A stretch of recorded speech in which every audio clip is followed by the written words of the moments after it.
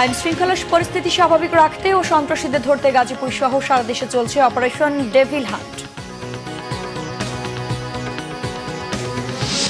রমজানকে সামনে রেখে কর্মসূচি নিয়ে মাঠে নামছে বিএনপি, অগ্রাধিকার পাবে জাতীয় নির্বাচন সহ বেশ কিছু এজেন্ডা। ইসরায়েলের কাছে প্রায় 740 কোটি ডলারের অস্ত্র ও সামরিক সরঞ্জাম বিক্রির প্রস্তাবে অনুমোদন দিয়েছেন ডোনাল্ড ট্রাম্প।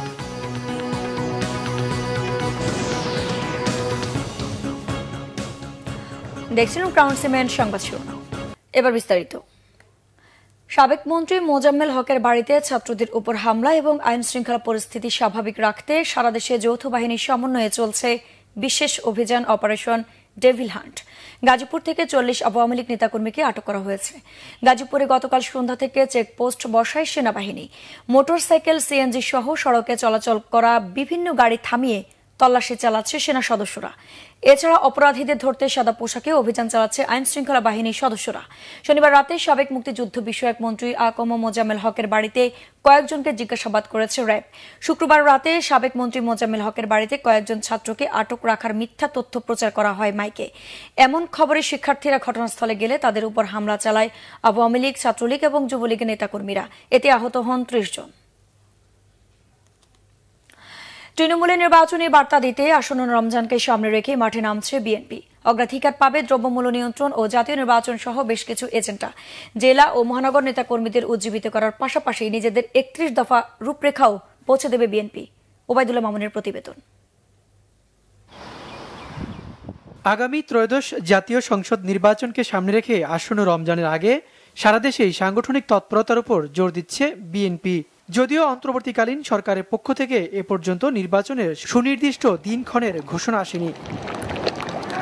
দলটির নীতি নির্ধারণী ফোরাম কর্মসূচির দিন ঘোষণা না করলেও তাদের এজেন্ডাগুলো নিয়ে কথা বলছেন নেতারা। জাতীয় নির্বাচনের আগে জনসম্পৃক্ততা বাড়াতেই জেলা ও বিভাগীয় সাংগঠনিক কর্মসূচি দিতে চায় দলটি। দ্রব্যমূল্যের নিয়ন্ত্রণ, জাতীয় নির্বাচন ও দলের 31 দফা রূপরেখা। আমাদের কিছু কিছু কর্মসূচি থাকবে জেলা পর্যায়ে এবং মহানগর পর্যায়ে। আমরা বিএনপির লক্ষ্য আদর্শ সম্পর্কে বক্তব্য রাখবো, 31 দফা নিয়ে আমরা খোলাখুলি জনগণকে জানাবো। এছাড়াও এই সরকারের জন্য কিছু কিছু পরামর্শ আমরা দিতে চাই, সেটি জেলা পর্যায়ে জনসভার মাধ্যমে আমরা জনগণকে জানাবো। এটা হচ্ছে জনসম্পৃক্ততা। আমাদের রাজনৈতিক দল হিসাবে আমাদের সবচেয়ে গুরুত্বপূর্ণ হচ্ছে জনগণের কাছে যাওয়া, জনগণের কাছে আমাদের বিষয়গুলো তুলে ধরা। বিশেষ করে 31 পয়েন্ট যেটা আমাদের সংস্কার প্রস্তাব, এগুলো তুলে ধরা। জনগণের সুবিধা অসুবিধার জন্য তো আপনাকে জনগণের কাছে যেতে হবে। এছাড়া রাজধানীর বাইরে জেলা ও মহানগর পর্যায়ে জনগণের কাছে পৌঁছে দেওয়া হবে বিএনপির 31 দফা। এর বাইরে জেলা পর্যায়ে জনসভায় সরকারের গঠনমূলক সমালোচনাও আসবে এ কর্মসূচি থেকে। নির্বাচন তো অবশ্যই সবসময় একটা রাজনৈতিক দলের মাথায় থাকবেই। দলের প্রধান লক্ষ্য ছিল জনগণের আস্থা নিয়ে রাজনীতি, এবং আস্থা নিতে হলে আপনি জনগণের কাছে যেতে হবে, জনগণের কথা শুনতে হবে, জনগণকে বলতে হবে, বুঝতে হবে। এবং আজকের প্রেক্ষাপটে জনগণ কি চাই, আমাদের 31 পয়েন্ট আমরা বলছি, তারপরেও জনগণের কোনো ইচ্ছা আছে কিনা। তো এগুলোর জন্য তো জনসম্পৃক্ততা বাড়ানোর একটা লক্ষ্য হিসাবে আমরা এই কর্মসূচিগুলো দিচ্ছি। প্রত্যেক জেলায় আমরা জনসভা করব, মহানগরও জনসভা করব, এবং আমাদের 31 দফা কর্মসূচি এবং বর্তমান রাষ্ট্র পরিচালনায় যে অবস্থান বা বর্তমানে যে সকল সমস্যা জনগণ ফেস করছে, সেখানে দ্রব্যমূল্য আছে, আইন শৃঙ্খলা পরিস্থিতির অবনতি আছে, সব বিষয় নিয়ে আমরা সরকারকে গঠনমূলক পরামর্শ দেব। বিএনপি ন্যূনতম সংস্কার শেষে আগামী জুলাই আগস্টের মধ্যেই জাতীয় নির্বাচনের দাবি করে আসছে। ওবায়দুল্লাহ মামুন, বাংলা ভিশন, ঢাকা। প্রার্থিতা দেওয়া ও ভোট বাতিলের নিরঙ্কুশ ক্ষমতা নির্বাচন কমিশন দেওয়া সহ 6টি সুপারিশ করেছে নির্বাচন ব্যবস্থা সংস্কার কমিশন। কমিশনের সুপারিশগুলো রাজনৈতিক দলগুলোর সঙ্গে আলোচনার পর সিদ্ধান্ত নেবে সরকার। শনিবার অন্তর্বর্তী সরকারের কাছে জমা দেওয়া 184 পৃষ্ঠা চূড়ান্ত সুপারিশ করেছে কমিশন।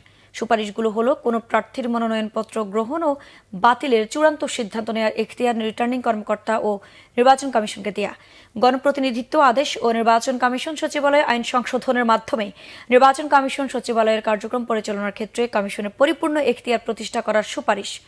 আরও সুপারিশ করা হয়েছে আরপিওর 91 ধারায় ভোট শব্দের জায়গায় নির্বাচন শব্দটি আবার প্রতিস্থাপন করার। চুয়াডাঙ্গায় দাঁড়িয়ে থাকা ট্রাক্টরের সঙ্গে ধাক্কা লেগে 2 মোটরসাইকেল আরোহী নিহত হয়েছেন। শনিবার রাতে দামুর হুদাই পুরাতন বাস্তবপুর গ্রামে এই দুর্ঘটনা হয়।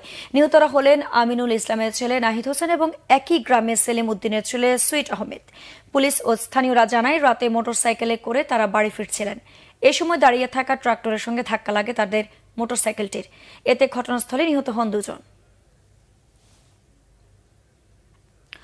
কক্সবাজারে প্রতি বছর উৎপাদন হয় 40 থেকে 50 হাজার টন শুটকি, যার বিক্রয় মূল্য দাঁড়ায় 4,000 কোটি টাকার বেশি। দেশের স্থানীয় বাজারের চাহিদা পূরণের পাশাপাশি উৎপাদিত শুটকি রপ্তানি হচ্ছে বিদেশেও। পর্যটকদের কাছে এই শুটকি রয়েছে আলাদা কদর। মানসম্মত শুটকি উৎপাদন নিশ্চিতে কাজ করার কথা বলছে মৎস্য বিভাগ।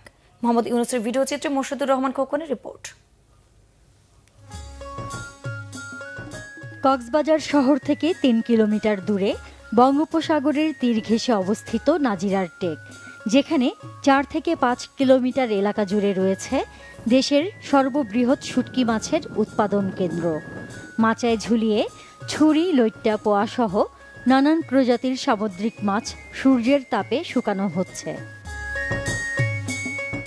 ভোর থেকে বিকেল পর্যন্ত দীর্ঘ কয়েক কিলোমিটার এলাকা জুড়ে চলে শুটকি উৎপাদনের বিশাল কর্মযজ্ঞ। এই দীর্ঘ প্রক্রিয়ায় মিশে থাকে হাজারো শ্রমিকের ঘাম।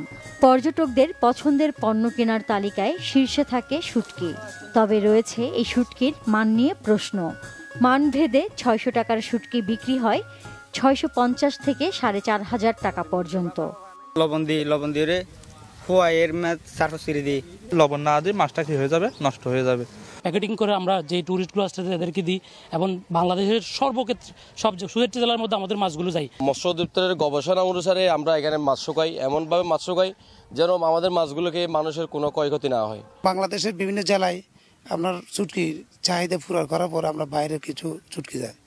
বাইরে মনে করেন দুবাই, সৌদিয়া চুরি শুটকি, লইট্টা শুটকিগুলি বাইরে সাপ্লাই যায়। জেলা মৎস্য বিভাগ জানায়, জেলায় বছরে প্রায় 40-50 হাজার টন শুটকি উৎপাদন করা হয়। এসব শুটকি স্থানীয় চাহিদা মিটিয়ে রপ্তানি হয় কোরিয়া, চীন, হংকং, মালয়েশিয়া সহ বিভিন্ন দেশে।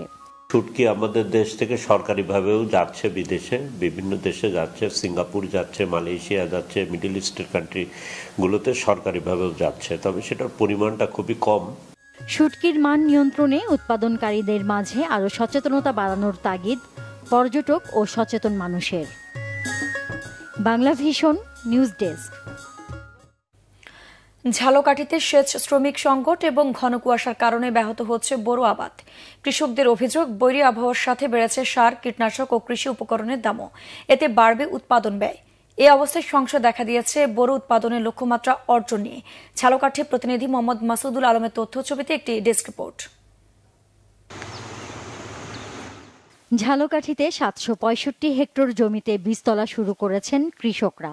তবে তীব্র শীতের কারণে দেখা দিয়েছে শ্রমিক সংকট।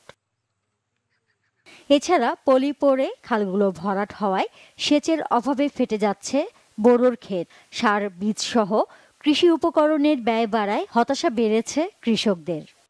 পানি পাওয়া যাইতেছে না, মেশিন দিয়ে পানি দেওয়া লাগতেছে, সার ওষুধের দাম বেশি, এই জন্য আমাদের একটু কষ্ট হইতেছে। আমরা নিজেরা আর কি চাষ করি, আগে তো বদলা ছিল, এখন আর বদলা পাওয়া যায় না। এখন পানি যেটুকু আছে কিছুদিন পর এই পানিও থাকবে না, তো এটা তখন ধান যে ঠিকমতো যে চাষাবাস কি উঠবে, এটা খুবই সংকটজনক। সার ওষুধে অনেক দাম বেশি এবং আমরা মোটর দিয়ে পানি উঠাইতে হয়, অনেক খরচ হয়। বীজ তুলতে আসি যে বদলার দিয়ে লইলে তো টাকা লাগবে, তো টাকাটা খরচটা কম লাগে, হেঁটে নিজেরা গায়ে খাদ্য কাজ করতে আসি।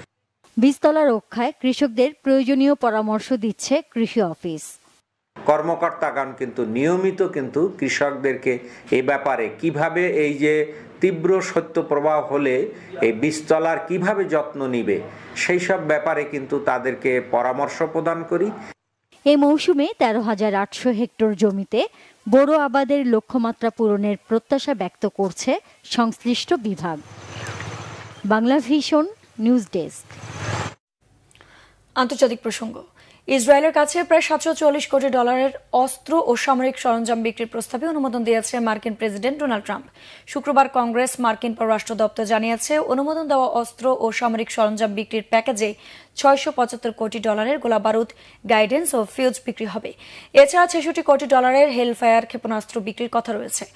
বোয়িং সহ কয়েকটি বড় মার্কিন ঠিকাদার এসব সরঞ্জাম সরবরাহ করবে। বিজ্ঞপ্তি অনুসারে অস্ত্রের প্যাকেজের মধ্যে থাকবে বোমা, মিসাইল, ড্রোন, যুদ্ধযান, ক্ষেপণাস্ত্র এবং অত্যাধুনিক আগ্নেয়াস্ত্র। এর সাথে বোমা বিস্ফোরণের স্থান সুনির্দিষ্টভাবে নিশ্চিত করতে থাকবে জিপিএস সিস্টেম। চূড়ান্ত অনুমোদন দিলে গাজায় 15 মাসের যুদ্ধে ইসরায়েল যে ধরনের বোমা ব্যবহার করেছে সেগুলো এ বছরের মধ্যে থেকে পাঠানো হবে।